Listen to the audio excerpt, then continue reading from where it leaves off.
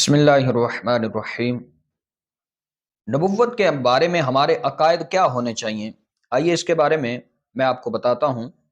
مسلمان کے لیے جس طرح ذات و صفات باری تعالی کا جاننا ضروری ہے کہ کہیں کسی ضروری کا انکار یا محال یعنی ناممکن کو مان کر کافر نہ ہو جاؤں، اسی طرح یہ بھی جاننا ضروری ہے کہ نبی کے لیے کیا جائز ہے، کیا واجب ہے اور کیا محال ہے، کیونکہ واجب کا انکار اور محال کا اقرار موجب کفر یعنی کفر کا سبب ہے، اور بہت ممکن ہے کہ آدمی نادانی سے خلاف اسلام عقیدہ رکھے، یعنی اسلام کے بارے میں بندہ کوئی ایسا عقیدہ رکھ لے یا ایسی بات زبان سے نکالے اور ہلاک ہو جائے۔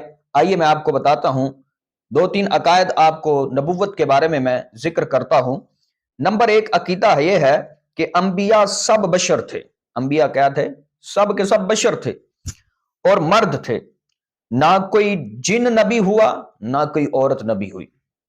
عقیدہ نمبر دو کیا ہے کہ اللہ تعالی پر واجب نہیں ہے کہ وہ نبی بھیجے، اس نے اپنے فضل و کرم سے لوگوں کی ہدایت کے لیے انبیاء بھیجے۔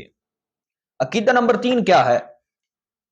نبی ہونے کے لیے اس پر وحی آنا ضروری ہے۔ نبی ہونے کے لیے اس پر وحی آنا ضروری ہے، چاہیے فرشتے کے ذریعے آئے یا بلا واسطہ، یعنی اللہ پاک ڈائریکٹ اپنی وحی اتارے نبی علیہ السلام پر۔ صلو علی الحبیب صلی اللہ تعالی علی محمد صلی اللہ تعالی علیہ وآلہ وسلم۔